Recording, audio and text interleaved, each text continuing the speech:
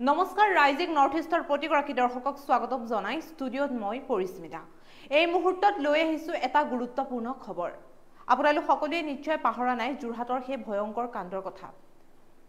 বেদাংগ ভূষণ বৰুৱা নামৰ এজন যুৱক যেহেতু ৰঙালী বিহু তেওঁ সন্মিলনলৈ গৈছিল আৰু উভতি অহাৰ পথতে বহুকেইটা দুৰ্বৃত্তই মৰিয়াই হত্যা কৰিছিল তেওঁক আৰু এই মূল কাণ্ডৰ যি অভিযুক্ত সেই অভিযুক্ত আব্দুল নুৰ উৰফে ৰিজুক গ্ৰেপ্তাৰ কৰিছিল আৰক্ষীয়ে। কিন্তু আৰক্ষীৰ জিম্মাৰ পৰা পলায়ন কৰিবলৈ লোৱাৰ বাবে তেওঁক এনকাউণ্টাৰ কৰিবলৈ বাধ্য হয় আৰক্ষী। এই মুহূৰ্তত প্ৰতিগৰাকী দৰ্শকলৈ লৈ আহিছো সবিশেষ। যোৰহাটৰ যি ঘটনা সেই ঘটনা নিশ্চয় আপোনালোকে পাহৰা নাই। যোৰহাটৰ বেদাংগ ভূষণ বৰুৱাৰ হত্যাকাণ্ডৰ মূল অভিযুক্ত আব্দুল নুৰক আৰক্ষীৰ এনকাউণ্টাৰ।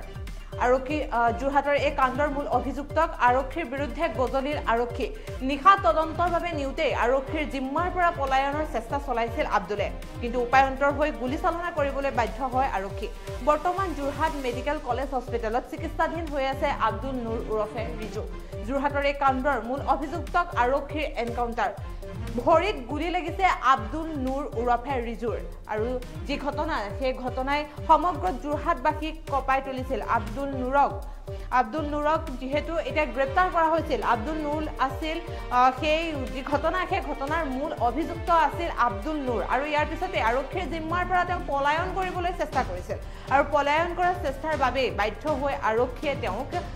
এনকাউণ্টাৰ কৰিবলৈ বাধ্য হয়। পুনৰবাৰ আপোনালোকক জনাইছো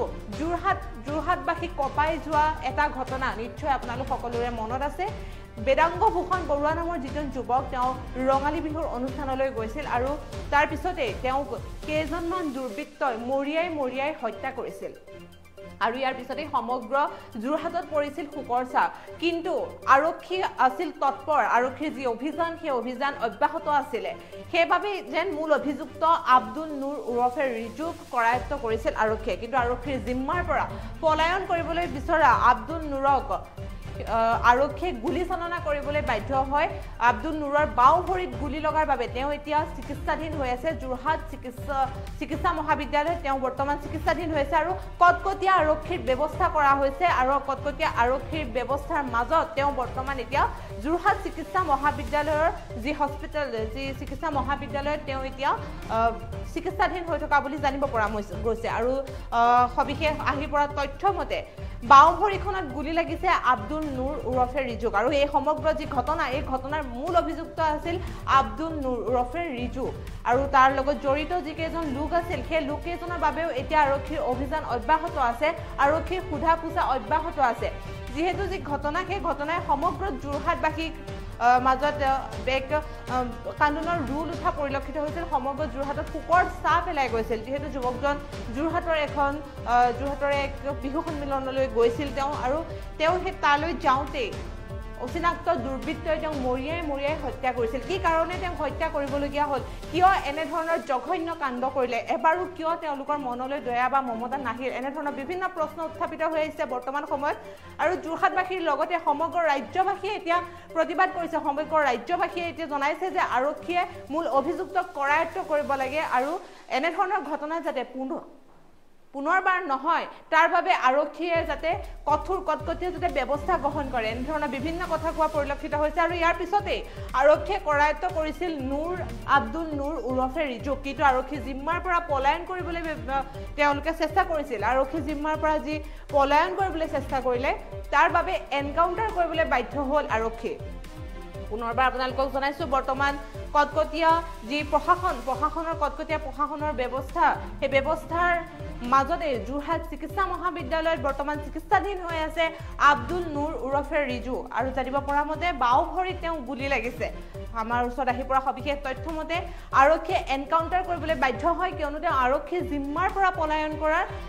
যি প্ৰয়াস কৰিছিলে, আৰক্ষীৰ পৰা গুলী কাঢ়ি লৈ তেওঁ পলাই যাবলৈ চেষ্টা কৰিছিলে আৰু ইয়াৰ ফলতে আৰক্ষী কঠোৰ হৈ পৰিবলৈ বাধ্য হয় আৰু আৰক্ষীয়ে এনকাউণ্টাৰ কৰিবলৈ বাধ্য হৈ পৰা পৰিলক্ষিত হয়। যোৰহাটৰ বেদাংগ ভূষণ বৰুৱাৰ যি হত্যাকাণ্ড সেই হত্যাকাণ্ডৰ অভিযুক্ত আব্দুল নুৰ আৰক্ষীৰ এনকাউণ্টাৰ যোৰহাট কাণ্ডৰ মূল অভিযুক্তক আৰক্ষীয়ে কৰায়ত্ব কৰাৰ পিছতে সেই অভিযুক্ত আৰক্ষী জিম্মাৰ পৰা পলাই যাবলৈ যি প্ৰয়াস কৰে আৰু এই প্ৰয়াসৰ ফলতে এনকাউণ্টাৰ কৰিবলৈ বাধ্য হয় অসম আৰক্ষী আৰু উপায়ন্তৰ হৈ গুলী চলাবলৈ বাধ্য হয় আৰক্ষী বৰ্তমান GMCHত চিকিৎসাধীন হৈ আছে নুৰ উৰফে ৰিজু যোৰহাট কাণ্ডৰ মূল অভিযুক্তৰ আৰক্ষীৰ এনকাউণ্টাৰ বাওঁ ভৰিত গুলী লাগিছে আব্দুল নুৰ উৰফে ৰিজুৰ আৰু এই সমগ্ৰ ঘটনাই যিহেতু কেৱল যোৰহাটবাসীকেই নহয় সমগ্ৰ অসমবাসীৰ মাজতে শোকৰ ছাঁ পেলোৱা পৰিলক্ষিত হৈছিলে সকলোৱে বিচাৰিছিলে যে দোষীয়ে শাস্তি পাওক যাতে এনেধৰণৰ ভুল আৰু দ্বিতীয় দিন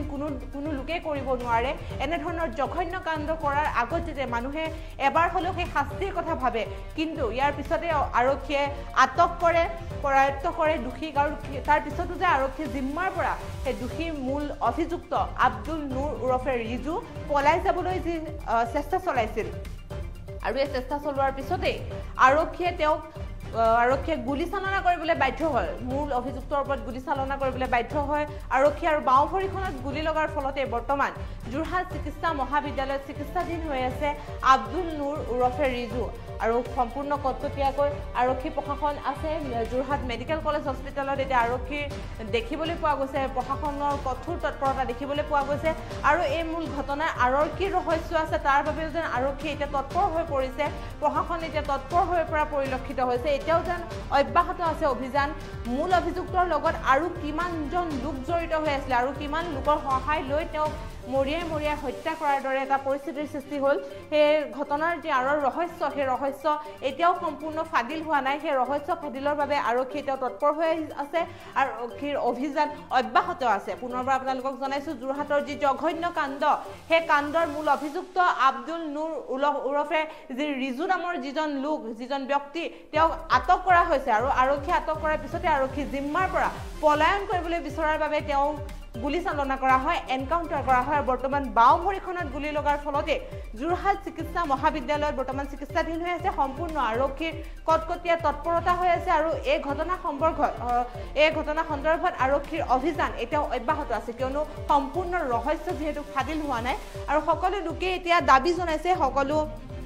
লোক এতিয়া তৎপৰ হৈ পৰিছে যাতে দোষীয়ে কঠোৰৰ পৰা কঠোৰ শাস্তি পাওক এনেধৰণৰ ঘটনা যাতে পুনৰাবৃত্তি নহয় কিয়নো যোৰহাটত ইয়াৰ প্ৰথম কাণ্ড নহয় ইয়াৰ পূৰ্বেও যোৰহাটত এনেধৰণৰ কাণ্ড সংঘটিত হৈছিল কিন্তু ইয়াৰ পিছত পুনৰবাৰ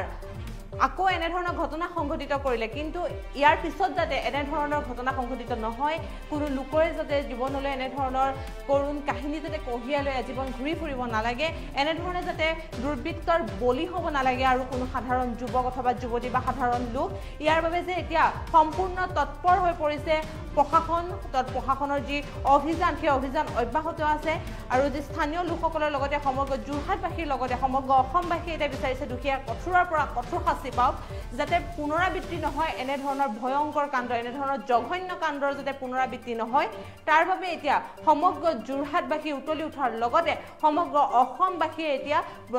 আৰক্ষীৰ ওচৰত আৰক্ষীক আহ্বান জনাইছে যাতে দোষীয়ে কঠোৰৰ পৰা কঠোৰ শাস্তি পায় যাতে এনেধৰণৰ কাণ্ড কৰাৰ আগতে এনেধৰণৰ জঘন্য কাণ্ড কৰাৰ আগতে শাস্তিৰ কথা সুঁৱৰি যাতে ক'ৰবাত স্থবিৰ হৈ পৰিবলগীয়া হয় ক'ৰবাত যাতে ৰৈ যাবলগীয়া হয় এনেধৰণৰ দুৰ্বৃত্তৰ দল আৰু